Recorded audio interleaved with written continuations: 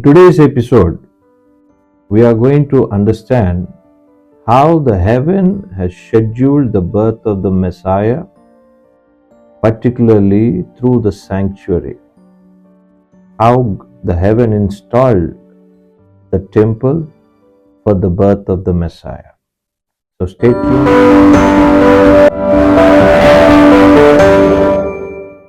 Before there was Israel, before there was Jerusalem, and before there was even a temple, there was a throne. Heaven was not chaotic. Heaven was not reacting. Heaven was not improvising history. Heaven was structured. It is measured and it is ordered. The stars always move by command, angels move by assignments, and the throne always functions by the design. And long before earth understood time, heaven already had a clock.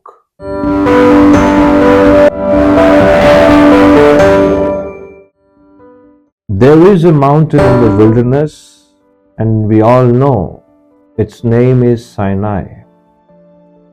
A shepherd named Moses climbs it. When he climbs, there is a thunder, lightning, fire, and glory. And on that mountain, God does something unexpected. He does not only give commandments, He gives architecture. He gave measured measurements, and He even gave the patterns. When we read book of Exodus chapter 25 verses 8 to 9, it says, "And let them make me a sanctuary that I may dwell among them, according to all that I showed to you, that is, the pattern of the tabernacle and the pattern of all its furnishings, just so you shall make it." When we read these verses, God clearly says to Moses, "Build it according to the pattern that I have shown you." So by this we can understand this sanctuary, this tabernacle was not invented by Moses. This is the heavenly structure, heavenly pattern that was revealed to Moses on the Mount Sinai, and God told him to build it exactly according to the pattern he has seen. So it is not even the imagination of Moses. It is exactly the perfect heavenly pattern. So we can understand the tabernacle was a copy from heaven. It is not something Moses designed. It is something Moses has seen.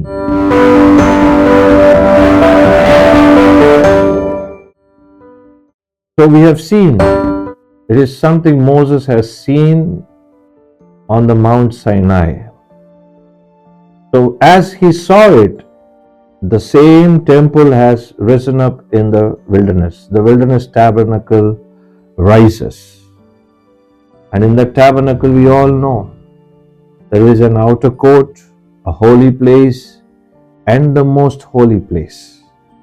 Altar, laver, lampstand, table, incense, ark, everything is measured. And everything is positioned. And everything is intentional. Why? Because heaven has an order. And when heaven touches the earth, it brings structure.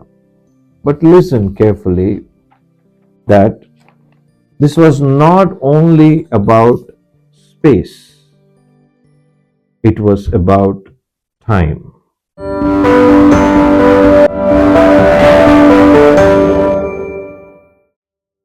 So the sanctuary is about time. When we understand the worships, every worship that is being conducted in the sanctuary is also timed. If you take morning sacrifice, evening sacrifice, Sabbath cycles, feast cycles, priestly rotations, nothing is random and nothing is emotional improvisation. Everything is appointed and everything is scheduled. And we all know the Hebrew word for it is moedim.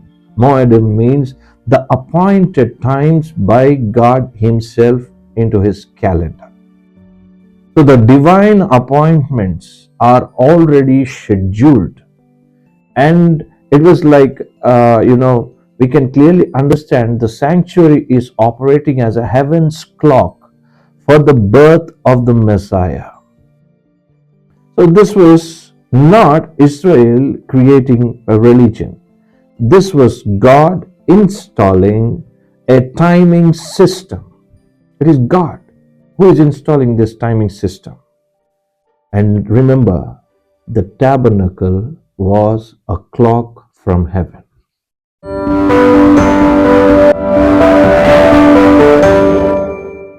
As the generations passed, after installing this tabernacle, the tent becomes a permanent structure under the rule of King David and King Solomon. The temple rises in Jerusalem. David organizes a priestly divisions, 24 courses, rotations and assignments. The temple now functions like machinery.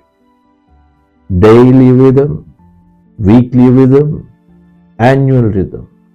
It was a living calendar, a sacred mechanism, and it was moving and moving every day whenever the sacrifices are happening. The clock kept on moving forward towards the birth of Christ, and we are going to understand it in the coming parts very clearly how this sanctuary played a major role in the birth of Messiah.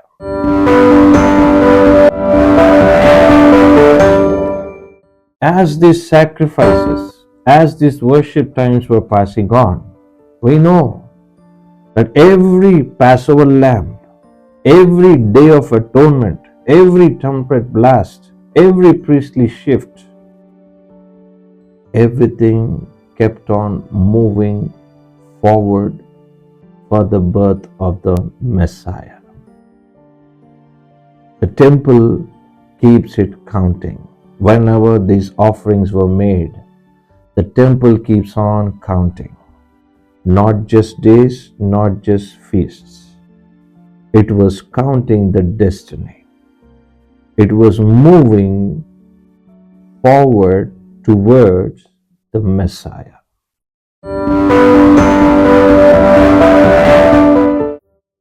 Then Jerusalem falls. The temple is destroyed.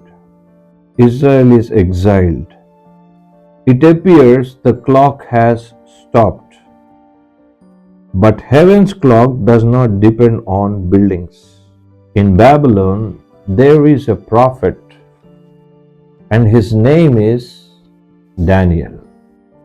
In the previous video, we have seen a glimpse about how God allowed Daniel to see the timeline of the birth of the Messiah.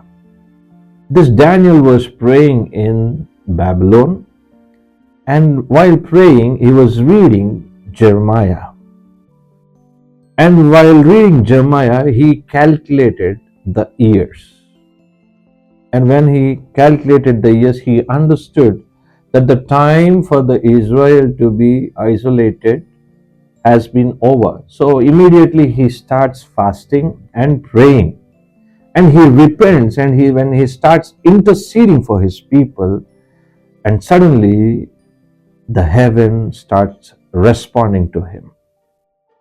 And the Gabriel appears, and heaven gives him a clear-cut number A prophetical timeline has been given to him, and that was scheduled towards the birth of the Messiah.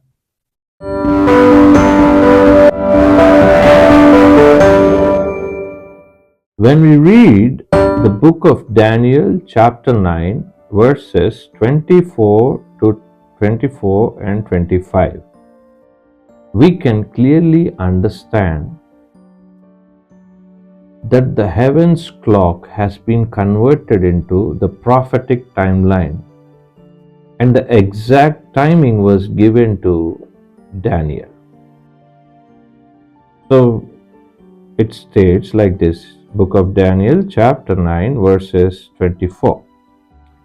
70 weeks are determined for your people and for your holy city, to finish the transgression, to make an end of sins, to make reconciliation for iniquity, to bring in everlasting righteousness, to seal up vision and prophecy, and to anoint the most holy.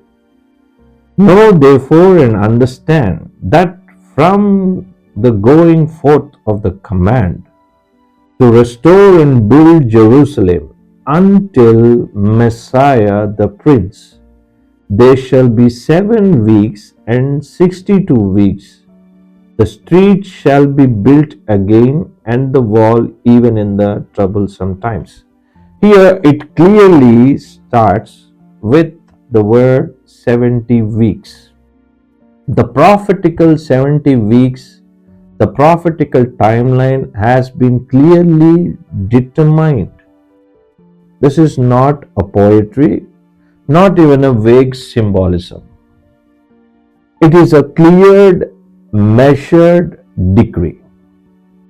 And this decree was given by God Himself, sent by an angel to Daniel. And even the end of the world has been clearly given inside these 70 weeks, along with the birth of the Messiah. So everything has fallen into its place according to the scriptures, according to the pattern it has been given.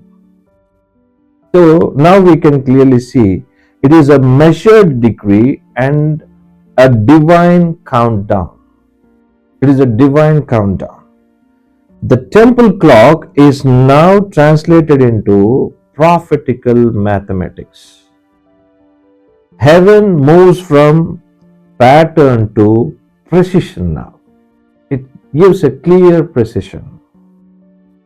So, for centuries, priests served without seeing the countdown.